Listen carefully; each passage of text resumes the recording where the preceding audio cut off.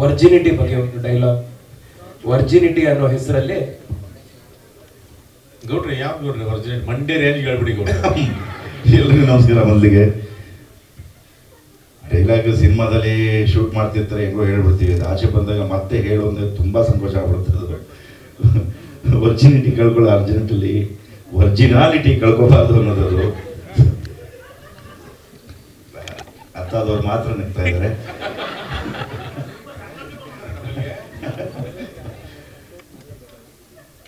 ತುಂಬಾ ಖುಷಿ ಆಗ್ತಿದೆ. ಇವತ್ತು ನಮ್ಮ ಪೌಡರ್ ಸಿನಿಮಾ ಇದೆ, ಆಗಸ್ಟ್ 23ನೇ ತಾರೀಕು ಬಿಡುಗಡೆ ಆಗ್ತಿದೆ ಇದಕ್ಕೆ. ಯಾಕೆಂತಂದ್ರೆ ನಮ್ಮ KRG ಕಾರ್ತಿ ಆಗಿರ್ಬೋದು, ಯೋಗಿ ಆಗಿರ್ಬೋದು, ಆ ಥರದ್ದು ಒಂದು ಟೀಮ್ನ ಕ್ರಿಯೇಟ್ ಮಾಡ್ತಾರೆ. ಒಂದು ಟೆಕ್ನಿಕಲ್ ಟೀಮ್ ಆಗಿರ್ಬೋದು, ಇನ್ನೊಂದು ಆರ್ಟಿಸ್ಟಿಕಲ್ ಟೀಮ್ ಆಗಿರ್ಬೋದು. ಬಂದರೆ ಅದು ಜಾತ್ರೆ ಥರ ಇರಬೇಕು, ಶೂಟಿಂಗಲ್ಲಿ ಆಗಿರ್ಬೋದು ಅಥವಾ ಸುಮ್ಮನೆ ಕೂತಿರ್ಬೋದು. ಇಡೀ ಸೆಟ್ಟನ್ನು ಗೆಲ ಗೆಲ ಗೆಲ ಗೆಲ ಗೆಲ ಅಂತ ಇಟ್ಬಿಡ್ತಾರೆ.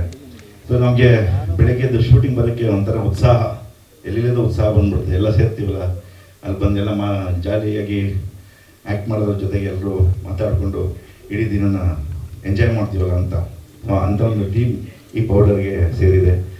ಅದ್ರ ಜೊತೆಗೆ ಒಂದು ಒಳ್ಳೆ ಮನೋರಂಜನೆ ಚಿತ್ರ ನೀಡಬೇಕು ಅನ್ನೋದು KRG ಉದ್ದೇಶ ಆಗಿತ್ತು. ಸೊ ಆಗಿಂದ ಅವರು ಪ್ರೊಡಕ್ಷನ್ ಶುರು ಮಾಡೋದಕ್ಕಿಂತಲೂ ಕೂಡ ಒಳ್ಳೊಳ್ಳೆ ಸಿನಿಮಾಗಳನ್ನೇ ಕೊಡ್ತಾ ಬಂದಿದ್ದಾರೆ. ಇದಂತೂ ಕಂಪ್ಲೀಟ್ ಎಂಟರ್ಟೈನ್ಮೆಂಟ್ ಪ್ಯಾಕೇಜ್.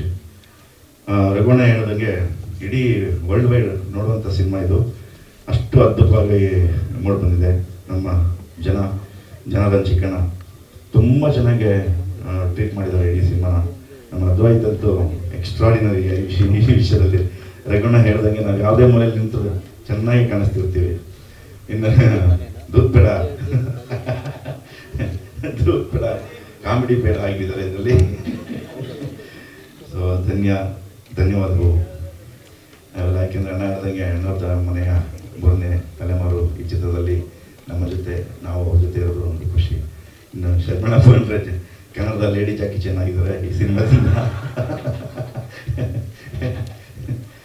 ಇನ್ನು ಅಣ್ಣ ಹೇಳ್ದಂಗೆ ನಮ್ಮ ಗೋಪಾಲ್ ದೇಶಪಾಂಡೆ ಅದ್ಭುತವಾದ ಪ್ರತಿಭೆ, ಬಹಳ ತುಂಬ ತುಂಬಿದ ಪ್ರತಿಭೆ. ಅದು ಸ್ವಲ್ಪ ಮಿಸ್ ಆಗಿದ್ರು ರಾಜ್ಯ ಬಿಟ್ಟು ಹೊರಗ್ತಿತ್ತು ಅಂತ ಏನು ಸತ್ಯ.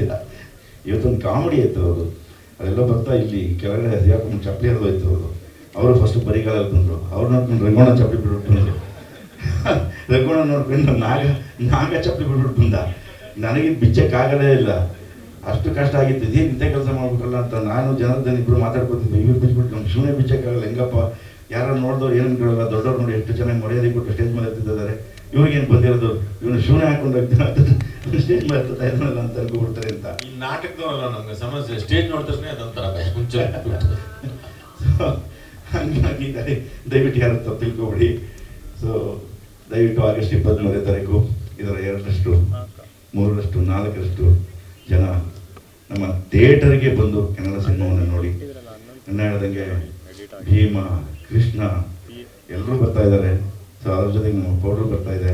ಎಲ್ಲ ಕನ್ನಡ ಚಿತ್ರಗಳನ್ನು ನೋಡಿ, ನಮ್ಮ ದುನಿಯಾ ವಿಜಯ್ ಸಿನಿಮಾ ನೋಡಿ ಯಶಸ್ವಿ ಮಾಡಿಕೊಡಿ, ನಮ್ಮ ಗಣಪನ ಸಿನಿಮಾ ನೋಡಿ ಯಶಸ್ವಿ ಮಾಡಿಕೊಡಿ, ನಮ್ಮ ಪೌಡ್ರು ಸಿನಿಮಾ ನೋಡಿ ಯಶಸ್ವಿ ಮಾಡಿಕೊಡಿ. ಎಲ್ಲ ಕನ್ನಡ ಸಿನಿಮಾಗಳನ್ನ ನೋಡಿ. ಇವತ್ತಿನ ಸ್ಥಿತಿ ಎಲ್ಲರಿಗೂ ಗೊತ್ತಿರುವಂಥದ್ದೇ. ನಮ್ಮದು ಕರ್ನಾಟಕದಲ್ಲಿ ಒಂದೇ ಅಲ್ಲ, ಇಡೀ ಭಾರತ ಚಿತ್ರರಂಗದಲ್ಲಿ ಅದಾಗಿದೆ ಅಂತ ಎಲ್ಲರೂ ಮಾತಾಡ್ತಾರೆ. ಇದಾಗಕ್ಕೆ ಬಿಡಬೇಡಿ, ಯಾಕೆಂದರೆ ಇದೊಂದು ಉದ್ಯಮ.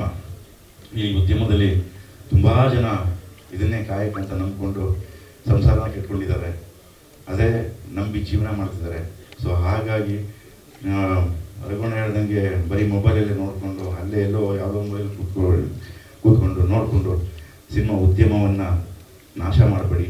ದಯವಿಟ್ಟು ಮುಂಚೆ ಹೇಗೆ ಬಂದು ಹಬ್ಬ ಮಾಡ್ತಿದ್ರು ಥಿಯೇಟ್ರಲ್ಲಿ, ಹಾಗೆ ಬಂದು ನಮ್ಮ ಥಿಯೇಟ್ರಲ್ಲಿ ಕನ್ನಡ ಸಿನಿಮಾವನ್ನು ನೋಡಿ ಹಬ್ಬ ಮಾಡಿ. ಎಲ್ಲ ಕಲಾವಿದರಿಗೆ, ಟೆಕ್ನಿಷಿಯನ್ಸ್ಗೆ, ಪ್ರೊಡ್ಯೂಸರ್ಸ್ಗೆ, ಇಡೀ ಸಿನಿಮಾ ಉದ್ಯಮಕ್ಕೆ ಎಲ್ಲರೂ ಕೂಡ ನೀವು ಪ್ರೋತ್ಸಾಹ ನೀಡಿ ಅಂತ ಕೇಳ್ಕೊತೀನಿ. ಮತ್ತೊಂದು, ನಾನು 10th ರಣಧೀರ ಪಿಕ್ಚರ್ನ ಹಿಂಗೆ ಬಕೆಟಲ್ಲಿ ಮುಂದೆಗಡೆ ಸೀಟಲ್ಲಿ ಕೂತ್ಕೊಂಡು ನೋಡಿದ್ದಿತ್ತು, ಮೆಗಾ ಹಿಟ್ ಆಗ್ಬಿಟ್ಟಿತ್ತು. ಅದು ಬಿಟ್ಟರೆ ಈಗಲೇ ನಾವು ಪೌಡ್ರ್ ಚಿತ್ರನ ಇಲ್ಲಿ ಗಾಂಧಿ ಸೀಟಲ್ಲಿ ಕೂತ್ಕೊಂಡು ನೋಡಿದ್ದು, ಇದು ಮೆಗಾ ಹಿಟ್ ಆಗ್ಬಿಡಲಿ ಅಂತ ನನ್ನ ಹಾಗೆ ಆಗುತ್ತೆ. ನಿಮ್ಮ ಆಶೀರ್ವಾದ, ಪ್ರೀತಿ ಹೀಗೆ ಇರಲಿ.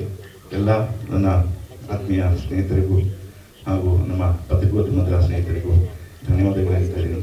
ಹಾಗೆ ಈ ಸಿನಿಮಾವನ್ನು ಮತ್ತಷ್ಟು ನಮ್ಮ ಸಿನಿಮಾ ಅಂತಲ್ಲ, ಇಡೀ ಕನ್ನಡ ಸಿನಿಮಾದ ಬಗ್ಗೆ ಒಳ್ಳೊಳ್ಳೆ ಮಾತುಗಳನ್ನು ಹೇಳಿ ಇನ್ನೂ ಚೆನ್ನಾಗಿ ಅದನ್ನು ನೋಡಿ ಪ್ರೇರೇಪಿತರಾಗಿ ಕನ್ನಡ ಸಿನಿಮಾ ನೋಡೋದಕ್ಕೆ ಜನ ಬರುವಂತೆ ಎನ್ಕರೇಜ್ ಮಾಡಿ ಕೇಳ್ಕೊತೀನಿ. Thank you.